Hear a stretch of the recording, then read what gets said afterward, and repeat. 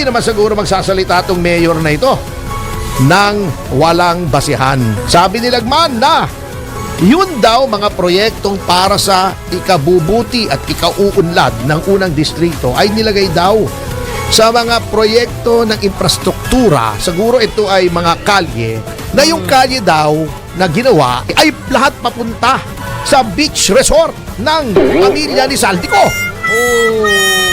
Nakakalungkot po sa ginawa po ng Ako Bicol representative na si Saldico at ng Vice Appropriations Chairman na si Jill Bongalon, pareho members po ng Bicameral Committee na instrumental sa pagtapyas ng pondo ni Congressman Lagman, ay nilagay nila po yung amount na 1.2 billion hindi po sa mga priority projects ng mga tao, kundi sa priority ng Saldico, no? Ng pamilya ni Saldico.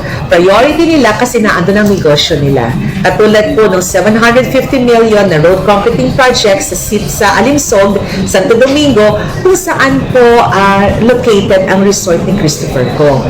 At sa nagkailan pong barangay sa Isla ng Cagaray, kung saan din po mag-benefit sa mga properties ni Saldico na bagong bili po sa Isla ng Cagaray to support yung existing yung resort, which is Mercedes Resort.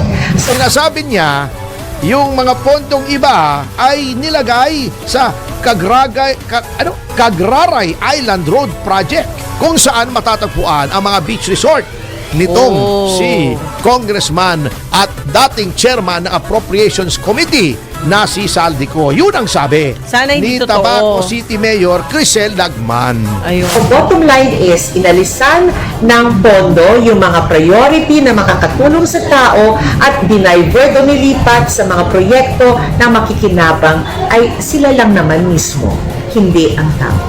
O yun ang sabi Sana hindi ni totoo. Tabaco City Mayor Crisel Lagman. Ayun. Siguro Sana naman, hindi totoo. sana, pero hindi naman siguro magsasalita itong mayor na ito ng walang basihan. At saka meron pa daw na dinala doon sa pagpapagawa o pagkukumpleto ng St. John the Baptist Church.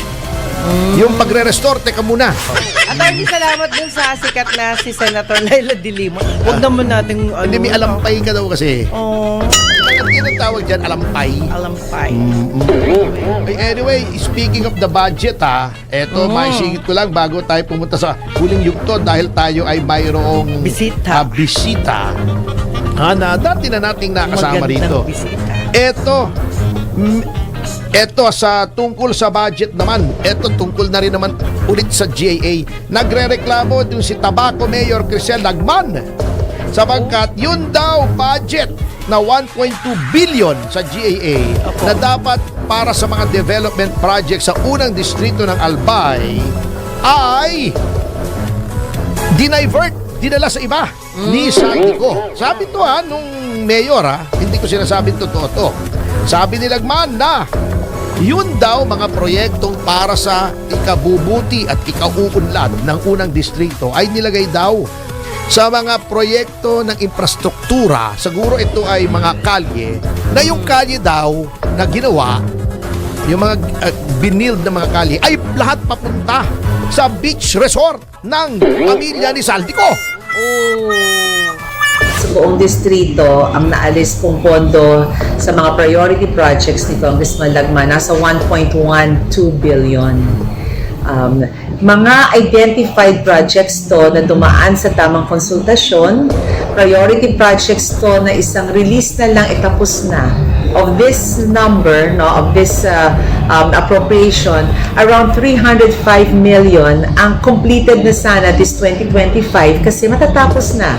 Mga final releases na lang to, katulad nito Coastal Road Project natin from Formidal to San Lorenzo. One release na lang po yan, tapos na yung ating Coastal Road. Sundo na iyan sa Malilipot. And then yung simbahan ng St. John the Baptist, one release na lang po. Complete na rin po yung ceiling, electrical, choir loft, frescoes, and pulpit. So, marami pa pong ganyan ang sitwasyon. One release na lang, Tapos inalis pa yung pondo.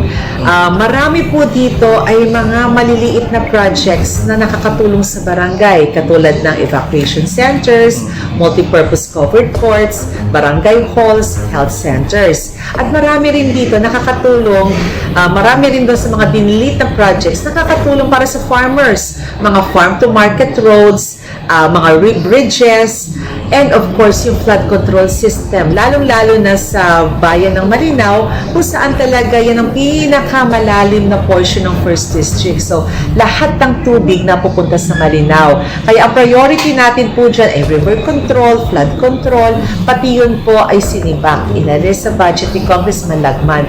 Ang nakakalungkot po, sa ginawa po ng Ako Bicol Representative na si Saldico at ng Vice Appropriations Chairman na si Jill Bongalon, pareho members po ng Bicameral Committee na instrumental sa pagtapyas ng pondo ni Congressman Lagman, ay nilagay nila po yung amount na 1.2 billion hindi po sa mga priority projects ng mga tao, kundi sa priority ng Saldico, no? Ng pamilya ni Saldico. Priority nila kasi naandun ang negosyo nila. Katulad po ng 750 million na road concreting project sa Alimsog, Santo Domingo, kung saan po located ang resort ni Christopher Kong. At sa nagkailan pong barangay sa Isla ng Cagraray, kung saan din po mag-benefit sa mga properties ni Saldico na bagong bili po sa Isla ng Cagraray to support yung existing niyang resort, which is Mercedes Resort. So, bottom line is, inalisan ng pondo yung mga priority na makakatulong sa tao at dinivert o nilipat sa mga proyekto na makikinabang ay sila lang naman mismo, hindi ang tao. So, pero hindi po tapos dahil tayo po at pinaglalaban natin na ma-restore ang pondong to dahil ito po ang panawagan at kailangan ng tao. Ang tawag po dyan, rent seeking, kung totoo yan. Yan. At saka, meron pa daw na dinala doon sa pagpapagawa o pagkukumpleto ng St. John the Baptist Church. Yung magre-restore, teka muna, alam nyo po, hindi po pwedeng gamitin ang pondo ng gobyerno para magpatayo ng kahit anong gusaling sambahan. Opo. Sapagkat yan po ay labag sa non-establishment clause ng konstitusyon. Hindi po pwede yan. Teka, dapat yan tingnan unconstitutional yan. Gagamitin mo yung pera ng gobyerno pagpapa-restore o renovate ng gusaling sambahan. Hindi po pwede yan. Yan man ay Katoliko, Aglipayano, INC, Saksi ni Jehovah, Any Latter-day Saints. Hindi po pwedeng gamitan ng pondo ng gobyerno yan. Yan po ay masama. Unconstitutional, illegal po yan. O, eto naman pala, yung sinasabi niya, yung mga pondong iba ay nilagay sa Cagraray Island Road Project, kung saan matatagpuan ang mga beach resort nitong si Congressman at dating chairman ng Appropriations Committee na si Saldico. Yun ang sabi Sana hindi ni totoo. Tabaco City Mayor Crisel Lagman. Ayun. Siguro Sana naman, hindi totoo. sana, pero hindi naman siguro magsasalita tong mayor na ito ng walang basihan. Ang ebidensya, Ay, siguro meron. meron. Kasi lumabas sa media, lumabas sa isang malaking pahayagan. Okay. Kung hindi totoo to, malalibel naman siya. Opo. Siyempre matatakot naman itong mayor ito di ba? Anyway,